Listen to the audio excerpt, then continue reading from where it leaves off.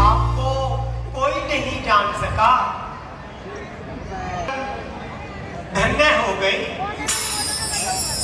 आहा हे देवी, यदि तुम चाहो तो मैं अभी तुम्हारे पति को जीवित कर देता हूं और फिर तुम लंका पर जाकर राज्य करो। इसीलिए हे देवी, अब अपना यह सोच त्याग कर आप अपने मन में प्रसन्न हो और अपने घर लौट जाओ।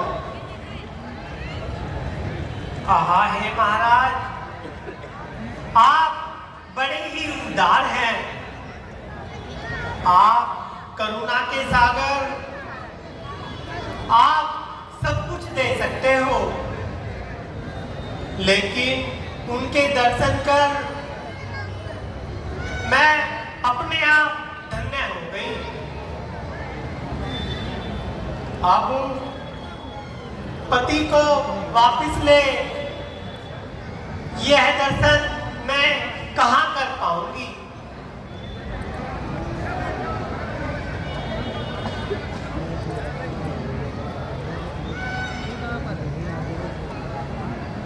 आहा हे रघुनाथ जी, अब तो मुक्ति का समय बड़े ही सौभाग्य से प्राप्त हुआ है। आपके मिल जाने से हम भवसागर से तर जाएंगे। इसलिए हे भगवान, मेरे मन की इच्छा जानने वाले, मेरी भी नैया भवसागर से पार कर दो। आहा ये वानरराज सुग्रीव, जाओ और इन्हें मेघनाथ का शीश लाकर दे दो। लेकिन महाराज, मुझे संदेह है, बिना जीव की पूजा कैसे दिख सकती है, इस पर मुझे विश्वास नहीं। यह बिना जीव के यह शीश हंसे तो जाने की बात सत्य है, नहीं तो यह राक्षसों की माया है।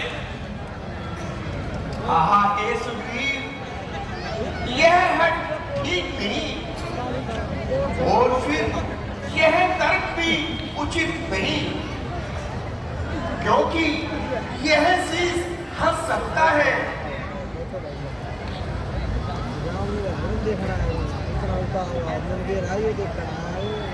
आहा हे स्वामी, अब मेरी लाल आपके हाथ में है। हे प्राणेश्वर के कटे शीश, आ गई बात पतिव्रत पर, ठट्टाना उड़ेगी विधवा का, बट्टाना आएगी हाथ पर। आंखें तुमको ही देख रही इस भरी सभा में आज यहाँ, इन टूटी हुई चूड़ियों की मिट्टी में मिले ना यहाँ। आदेश तुम्हारे पर आई, राम मादल में यह नारी है, अब जग हंसाई हुई तो मेरी नहीं तुम्हारी है।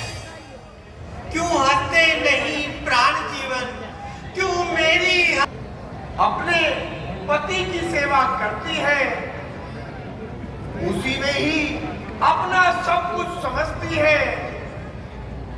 उस स्त्री पर जो भी अपने पति की मन से सेवा करती है, देवता मुनि सदा उन पर प्रसन्न रहते हैं और फिर यह नाग कन्या